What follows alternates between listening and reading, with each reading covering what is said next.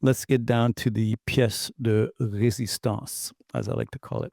Um, sometime, I think it was 2021, and I remember I was just sort of like doom scrolling Twitter, and I came across a particular announcement, which I actually shared earlier, and actually I can share right now. Uh, no, that's not it. It's this one here. Boom.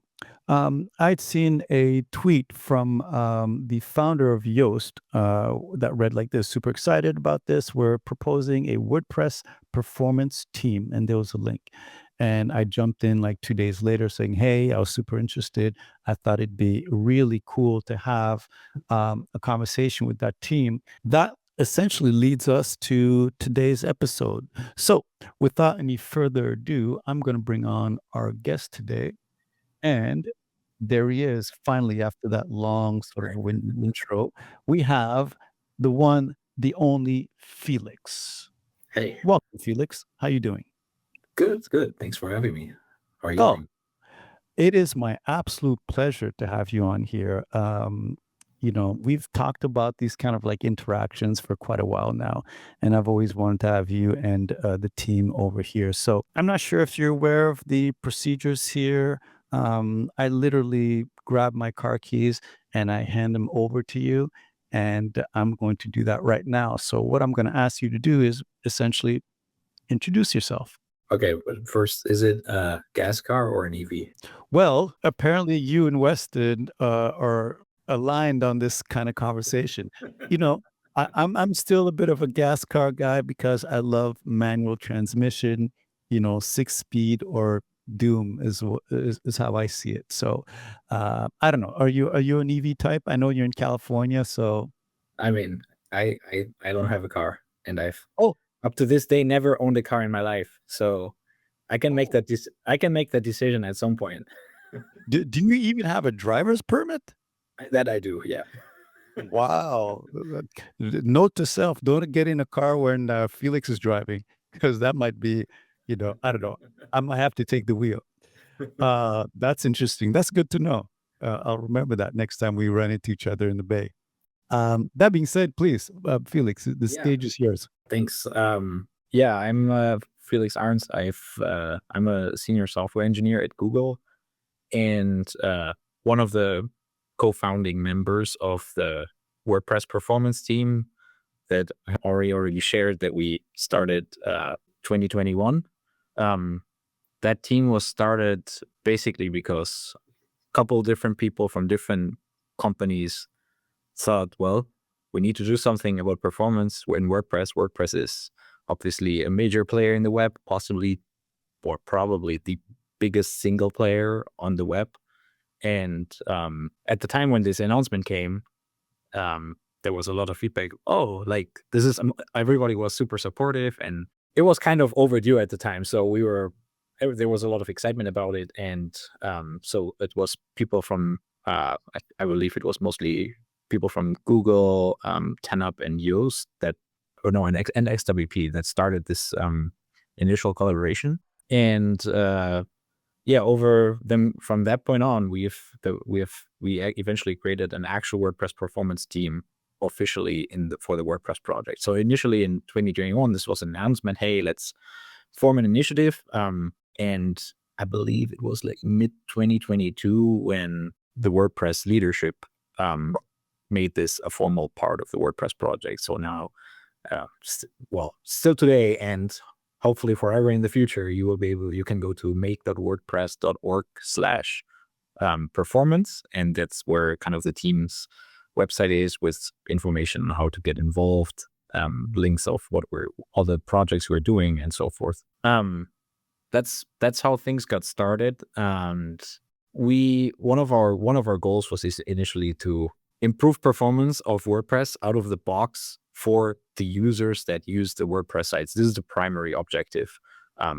We're really thinking about how can we improve performance for not only WordPress, but the web at scale. Again, because WordPress is such a major player on the web. And the way to do that is to improve performance in the front end of the site, right? Like there's sometimes we would get these questions like, can we also make WP admin faster, like the back end of WordPress? And my And I think we totally should, but I think there's a million things to do. And I think out of the million things to do, like to me, the front end of the website is just a lot higher impact, right? Like all the WordPress users visit the front end of the site, and that's just a lot more people than the administrators. So I think that's where our focus has been. And one thing that was really working in our favor is that web performance can be objectively measured through various tools. We have, of course, the core web vitals specification, which basically allows you to measure, right, how fast things load and how fast this websites respond. And that was something like the WordPress project has not historically been big in monitoring things or telemetry for various reasons, right? But with performance, there are public data sets that already monitor it and already monitor performance of WordPress sites. So that gave us a lot of context to see where were WordPress sites having problems, in what areas, what was causing them to maybe have worse performance in certain other sites, and or which parts, which individual performance problem is most prevalent across WordPress sites. And that helped us a lot prioritize the right things, because again, there are a million things you can improve to get better performance, but then I feel like often there's only like 5 that have a big impact on your site. So basically, you were able to use the data to understand where the biggest fires were, because there was always like little fires left and right, but the big fires, the big battery fires, were the ones that you want to tackle. I'm going to pull back for like quick second, and you are a senior engineer over at a software engineer over at Google, and but you've also been a contributor at the in WordPress for quite some time. Just tell us quickly how that came about.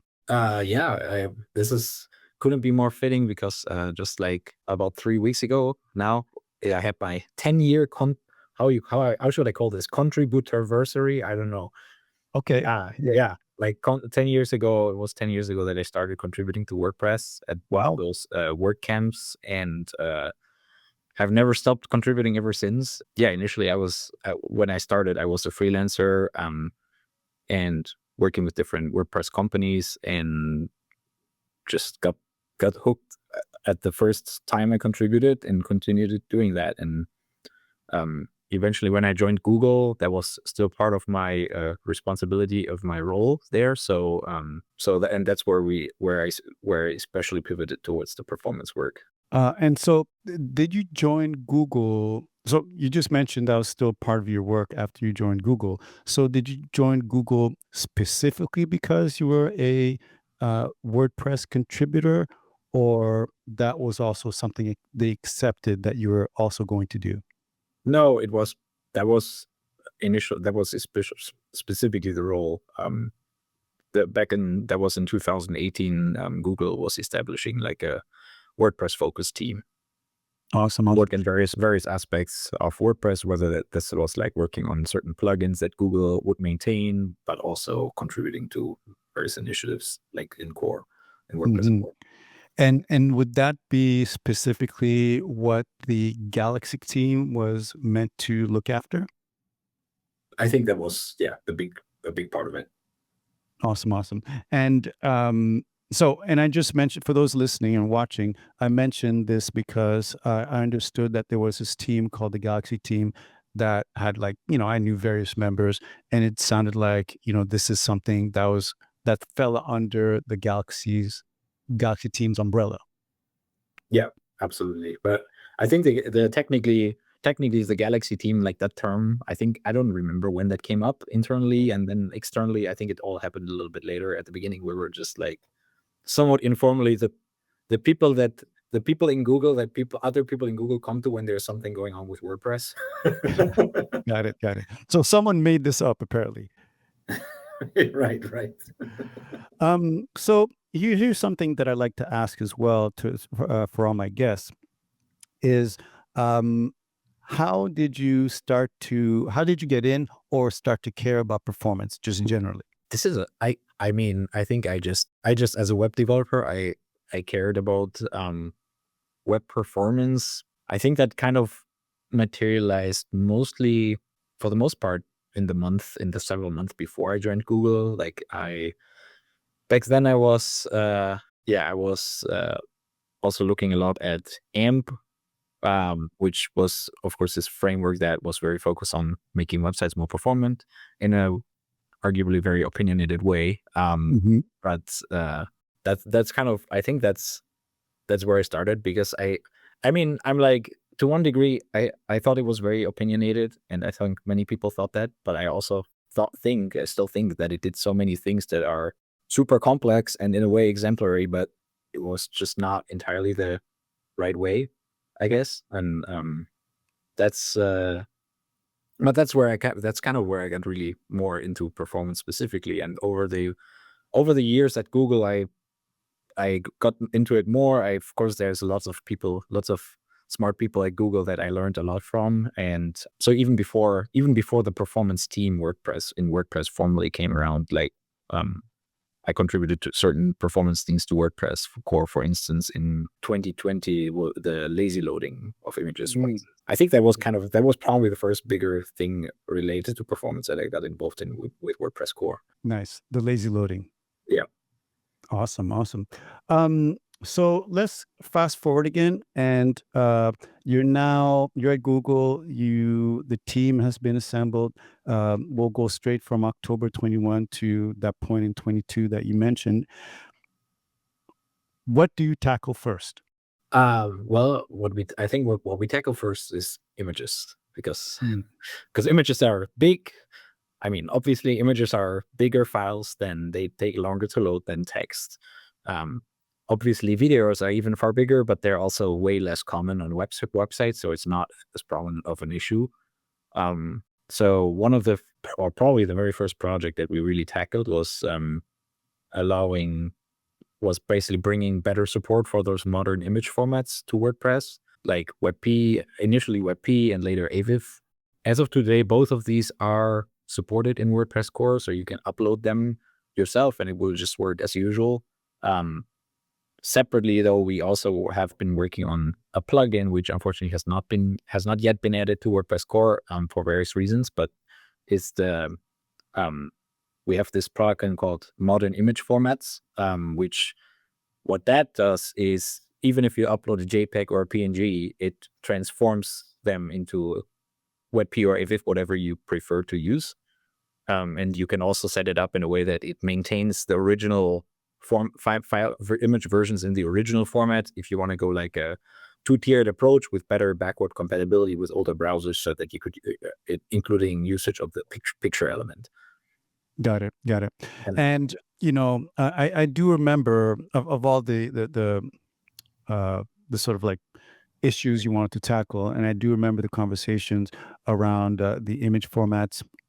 And I say that, folks, because their performance Slack is essentially open to the public, so you can actually read, watch, contribute, whatever it may be.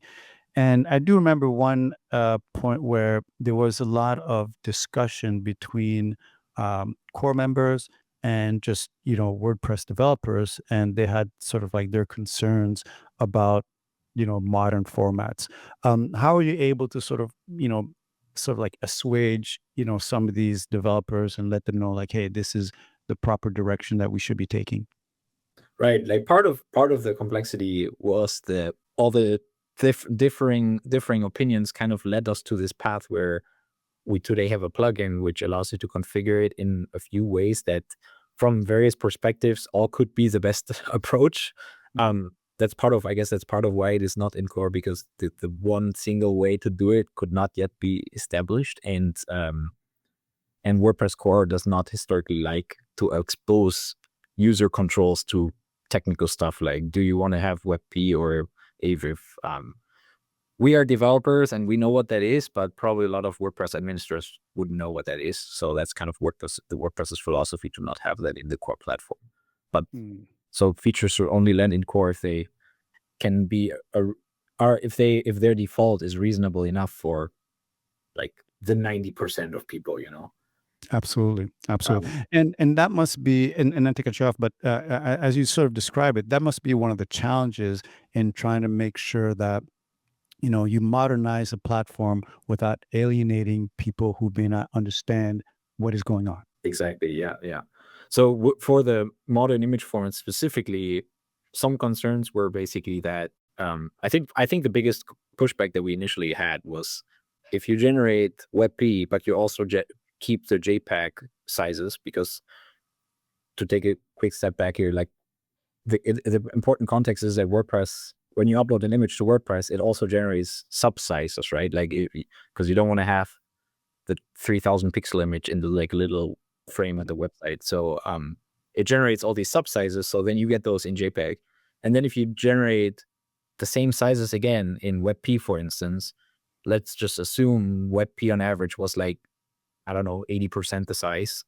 You still get plus 80% file storage taken, right? It was a lot about initial, there were a lot of complaints about why should we now bloat our file systems with all these extra images. So then the alternative to that is that you only generate the modern image, but then there's the potential concern about how do you handle backward compatibility with browsers that don't support it? Now, for WebP, this is not the biggest issue because WebP is, I would say, really well supported nowadays in browsers. Um, AVIF is also very well supported, but not as well, right? So like Yeah. for that, the backward compatibility consideration is more important. But then on the other hand, on the flip side, you have this argument that also came up, which is that WebP wasn't considered that much better for JPEG. So because of that, is it worth going through the hassle of setting all this up and potentially taking like a tiny hit in backward compatibility breakage for like an improvement that may not be as big as it seems, right? And Yeah. AVIF on the other hand is clearly much, much more efficient than Yeah. JPEG, but that has more backward compatibility implications. So now you kind of have to decide how aggressive you want to go towards better performance, um, or you want to accept that you will have to store more files on your website's drive, Yeah. or you have to, if you still want fast performance, you kind of have to alienate more users, which is probably not something you want to do. But there's all these different takes to go about it. Yeah, yeah, and it's really interesting when you start to think about it because again, risk reward. It's like, okay, we can go AVIF, but we'll alienate so many more people. Okay, let's go WebP then. But WebP's quality is not that much better than JPEG potentially if you tune it right. So do you go through, like you said, all these hassles just to say you're supporting these modern formats? And these are very interesting complications. So, let's talk about again, if you were to sort of like summarize the early, the early wins over at the team. You have images. Is there anything else that the team tackled? They're like, hey, that was awesome, guys. Boom, shipped. I think, I think the biggest was essentially, and this is a little bit of context. We have this suite of plugins, and this modern image formats is one of these plugins. So we have a whole GitHub repo, WordPress/performance, which is where all the team's plugins are being maintained in the mono repo. And the launch of and the main piece of it is the Performance Lab plugin, which is sort of the orchestrator, where you can install all the other plugins in an easy-to-use interface. You don't have to use the Performance Lab plugin. If you only care about a single performance feature, you could also leave that out. But if you kind of want to stay on top of what the performance team is doing, what the features available are, I would recommend that you install the Performance Lab plugin and go from there. So the launch of this suite of plugins, I think that was the first big milestone, including the modern image formats plugin. And when it comes to WordPress core merges, other than those bigger features, we got a lot more involved in directly contributing to core, starting with WordPress 6.2, which I think came out early 2023. That's where we really started. We really pushed for an infrastructure to monitor WordPress core performance continuously. Initially, we would kind of manually do this before in every release cycle, run a couple of benchmarks compared to the previous version. And eventually we built that into reusable tooling though. So now, like today, every single WordPress core commit runs through a benchmark. So there's dashboards where you can see, is there some decline here in performance suddenly? And then we can investigate why that's happening. So that was something I think quite significant for the project's long-term performance success. In terms of actual performance features that landed in WordPress core, I would say the first big release was WordPress 6.3. That's where we landed fetch priority for images. So that was that caused a big performance boost visible across the web and certainly for WordPress sites overall.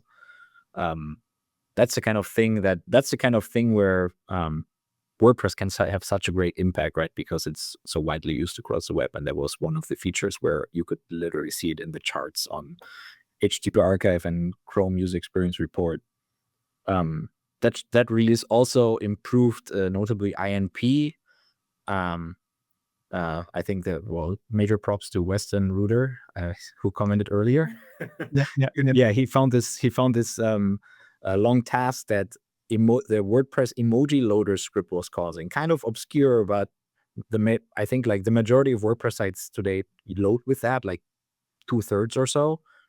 And that had a problem that was, causing a worse INP, and that got fixed in WordPress 6.3. That was another huge win in that release. And then we also shipped in 6.3 the usage of async and defer for JavaScript. So that was not something that would improve performance out of the box immediately, like the other two things I mentioned, but it was an important API thing to support so that developers can load their scripts more performantly. And, you'll have to pardon me, but is that the one that was like an old bug that was open for like a decade, maybe? I remember reading something like that somewhere in the logs, and I was like, oh, wow. But, because when you mentioned async and defer, I'm like, oh man, that's been around for a while. Oh, that one. Yes. I don't quote me on that, but I think it was ticket number 12,009. And today we're at like, I don't know, 59,000 or 60,000 or something. So it wasn't very old ticket. Yes. Yeah, I remember it being relatively old. One thing, I'll go back for like one quick second. And the one thing that you had mentioned about, making some changes and showing demonstrable sort of like improvements with such a large platform must be amazing because again, you can make, like the images change and whatnot, but then there's always a couple that just really sends, the chart upwards. And that must be like a great sort of like sensation knowing that, within like a month you can see like the changes taking place on the platform. Right. And that release was certainly one where you could see those features having an impact. I think the one that's always much easier to reach is if you land a feature in WordPress, there's also charts about adoption of a feature, right? And that's the one where it's like no brainer. Like if you launch something in WordPress, the chart goes like whoop, like it's like 1,000% increase or something. Right. Unfortunately, for performance, it doesn't work that well, but it's still so like for performance, you really have to look for all the little wins kind of adding up, and especially when you look at the scale of like millions of WordPress sites. Mm-hmm. But the 6.3 was one of the releases where even at that scale you could see performance improvements. So that was a very successful one. Right. So let's fast forward a bit more, and now let's talk about what the team is currently, prioritizing, currently working on. And I know we had a quick conversation to make sure that we covered that, and I absolutely agreed. So, and did you want to share some of those screens now? For sure. So now I know there are a few things we want to make sure that we cover, stuff like potentially spec rules, transition, and we'll get to the, speaking of images, we'll get to the responsive images part. More recently in WordPress 6.8, which came out in April, we launched speculative loading. So that's essentially supporting the speculation rules API that dynamically pre-renders or pre-fetches the URLs based on kind of your behavior, the user's behavior on the website. We did launch this feature with a very conservative loading strategy, which I don't want to get too much into it because I would take other meetings to cover fully. But basically, we went for the most conservative configuration for compatibility, but now the API is in there, which also allows us to assess and measure how WordPress sites are using it and how that's working for them, whether there are any adverse effects on functionality, or how much the different configurations actually improve performance. Yeah, the first piece is there, and it's also configured in a way that by default the configuration is, the default configuration is basically called auto. So it's like an automatic value that WordPress determines, which means that sites can opt for like a concrete value if they want to, but the auto value means that if in the future we find that another configuration is safe enough and also notably faster, then we might change what auto actually means in a future WordPress core version. That was one of the considerations to make this sort of future-proof and flexible, even as and be able to later bring our learnings back to the core platform and not have to go to 5 million developers and ask them to change something. Yeah, absolutely, absolutely. And yeah, speculation rules API came up a few times. I know, let me see, the Shopify folks who were my guest more recently, a couple months ago, and on a stream, they talked about, making these changes as well, having support for Spec Rules API and having some success actually so far. So I'm imagining you may as well. Now, you said this is shipping or has shipped in 6.8? This has shipped in 6.8. Okay. In addition, though, we have this plugin.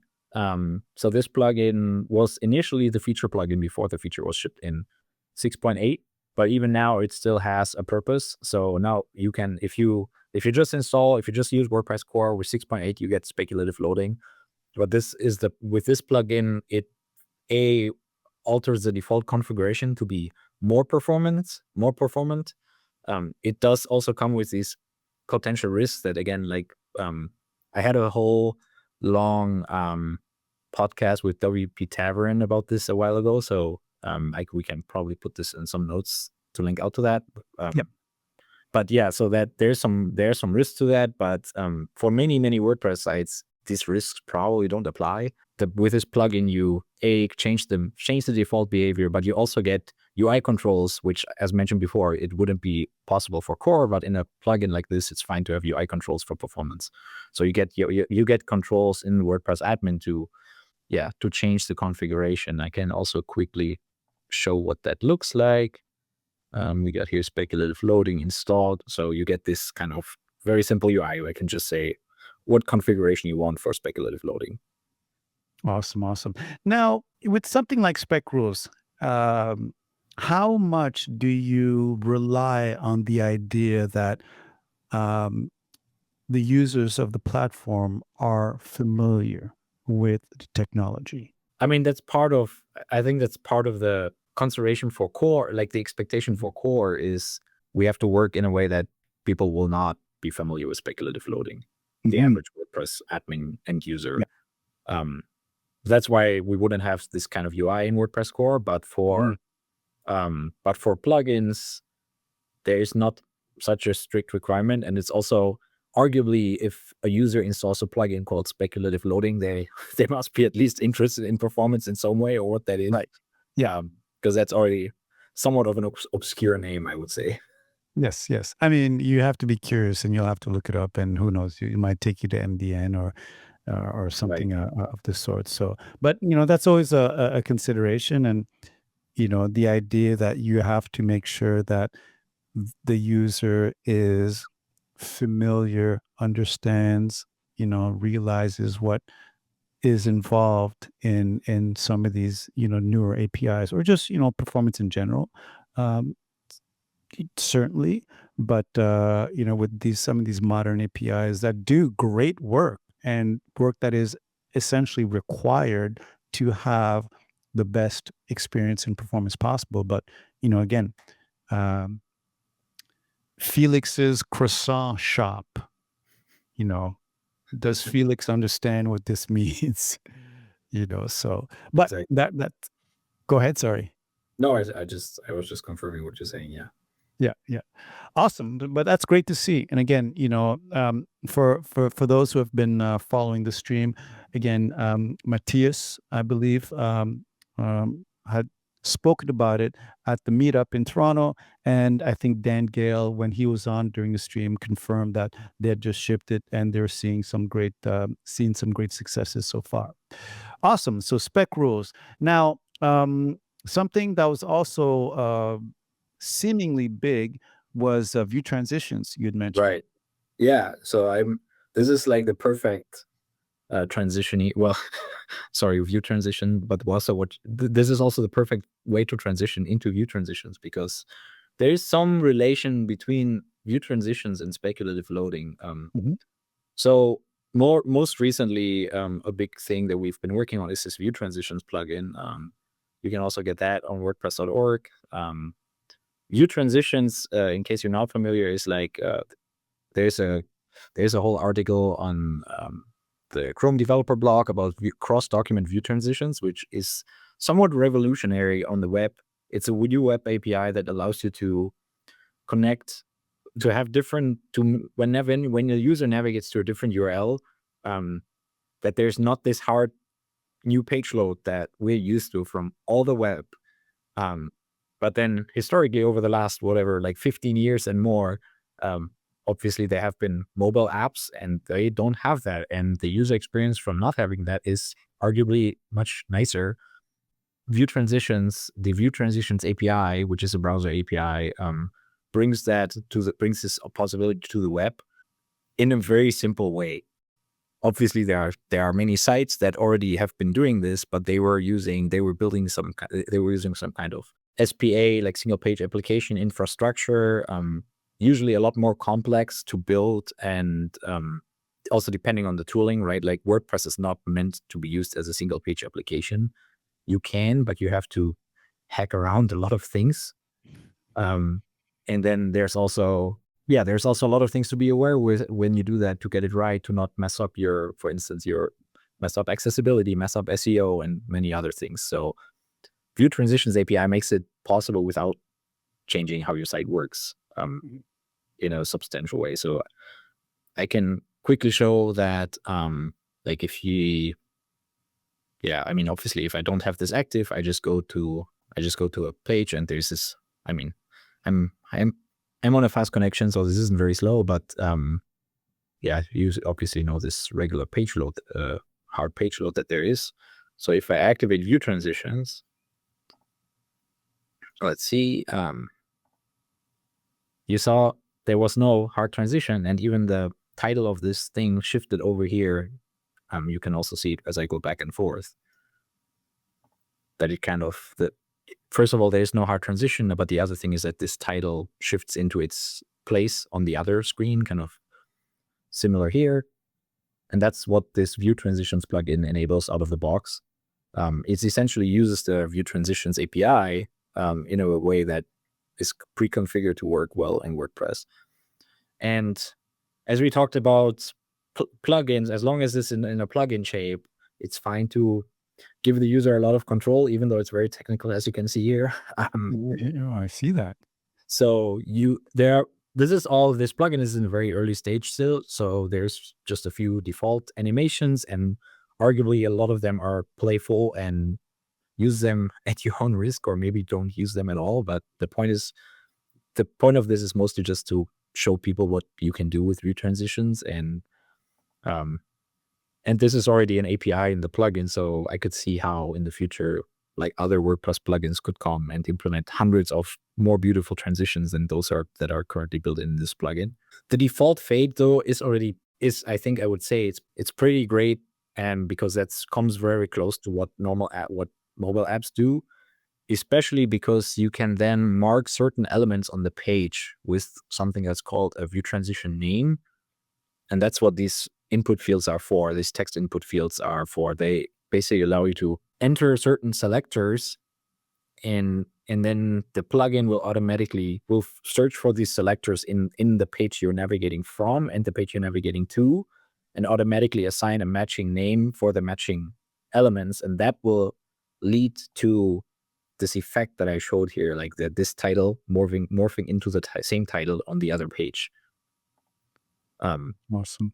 That's something that you will. That's the main part, I would say, that this plugin adds that is not very trivial, right? Like, because if you only want the fade effect on your website, you can add, well, if you can add 3 lines of CSS. That's literally all that it takes. So that shows how powerful this API is. But what the plugin adds, that's more, I guess that's more substantial, and is to just have these selectors pre-configured that it should work for most WordPress sites, and for those sites where you have some more custom structure, you can also modify the behavior either via code via your own code, or you can use this UI to change it.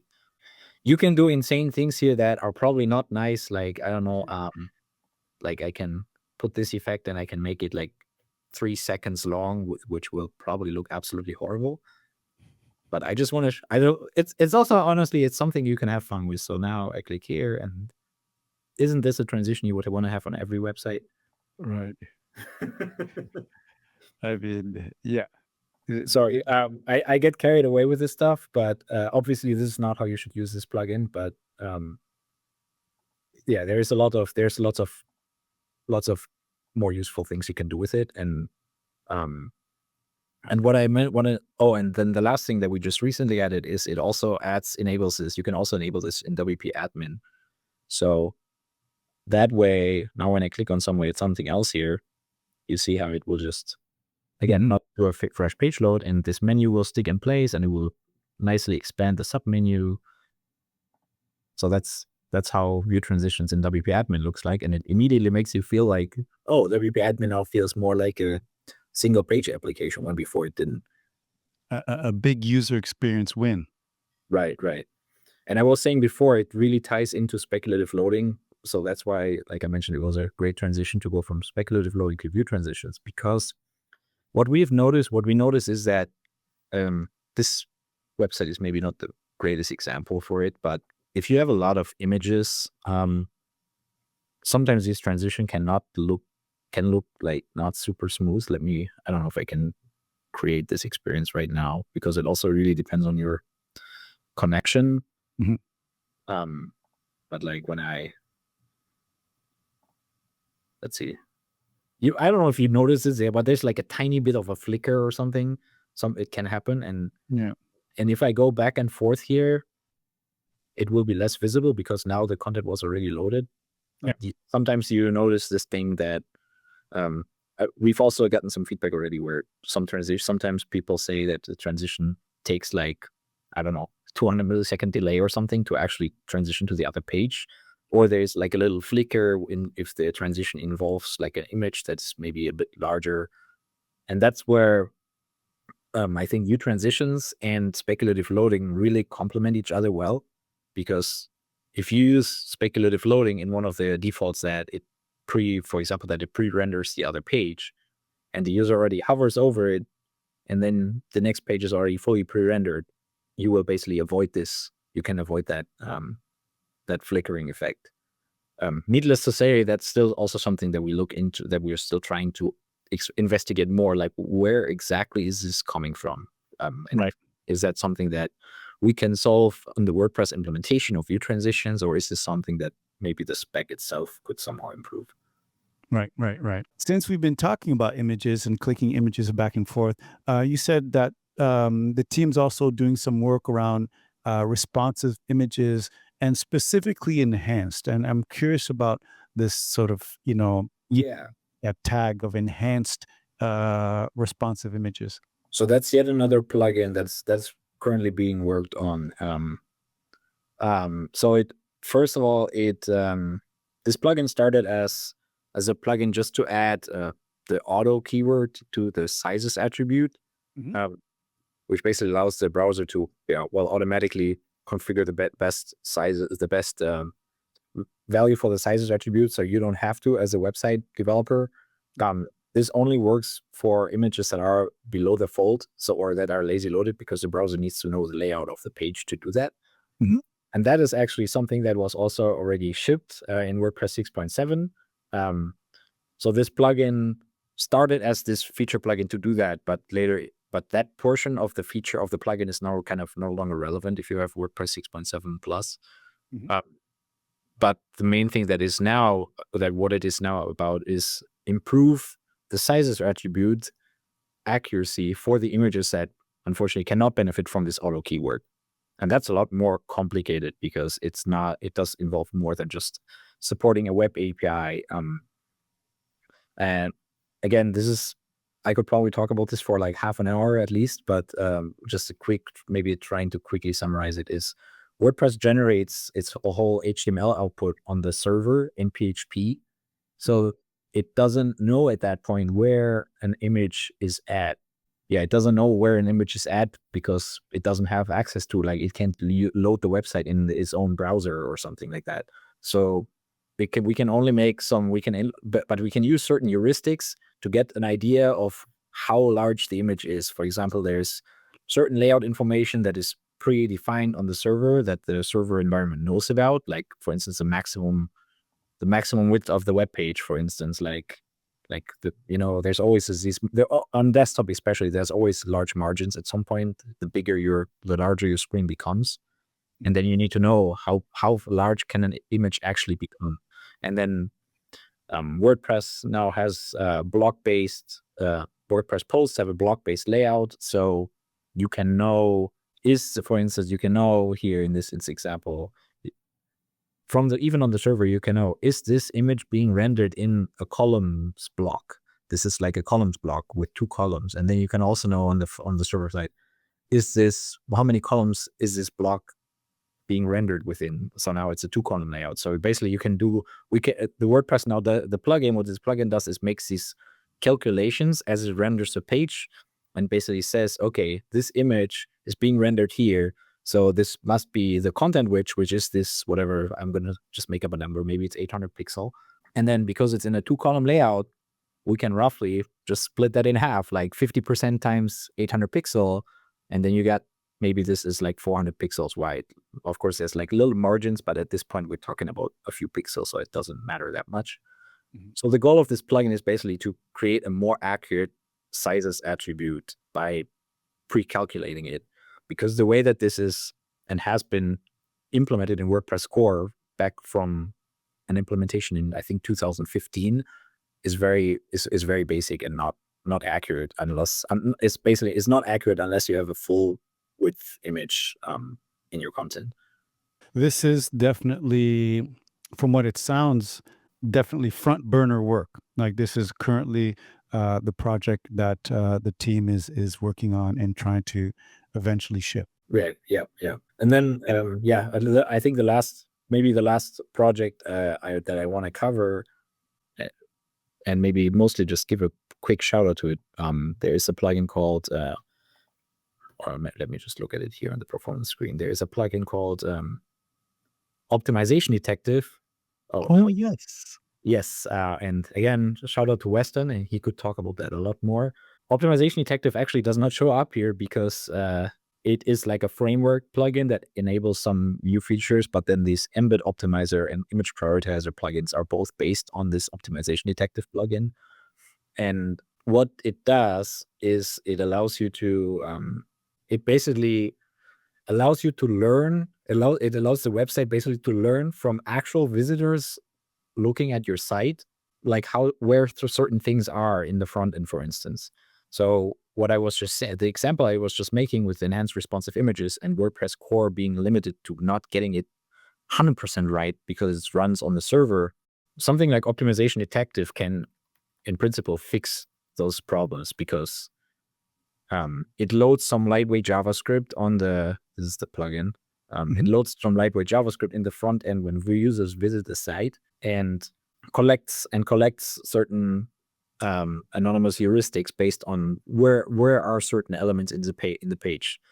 And this is the Optimization Detective is a framework plugin that brings all this infrastructure, and this image prioritizer plugin, let me just install it from here, is one of the things that it does. And what image prioritizer does is it adds, in a way, it adds no new features to WordPress core, because WordPress already does lazy load and fetch priority, add fetch priority to what it thinks is the most important image. But the point is, as I said, what it thinks is the most important image, and because that is all coming from server-side assumptions, it can never be, we can always try to make it better, but it will never be 100% accurate. And that's where image prioritizer, based on this optimization detective framework, comes in and can really get this to, like basically 100% accuracy. That's the purpose of that plugin. And this is also something where most of this was launched in WordPress 6.5. So a lot of this is kind of iterations on things that were already launched. Other things are things that we still want to get in core eventually. Awesome, man. That looks and feels like some heavy lifting going on over at the core team. Yeah, definitely. Always lots of things to do. Absolutely. You mentioned something, and sort of like in closing, something kind of caught my ear, and you're saying that with the optimization detective plugin is trying to learn and collect data anonymously. But the whole bit about learning really got me curious. Now, I know you've also been working and was co-founder of, I think, like an AI team more recently. Is there any discussion about using potentially AI in this optimization sort of strategy in the future? It hasn't come up yet, I think, as part of this new AI team, which I'm also involved in. But this is definitely, I mean, same thing with AI. There's a million things that now we can do and we probably should do, but there's also limited resources, so we have to think what should we do first. Yes.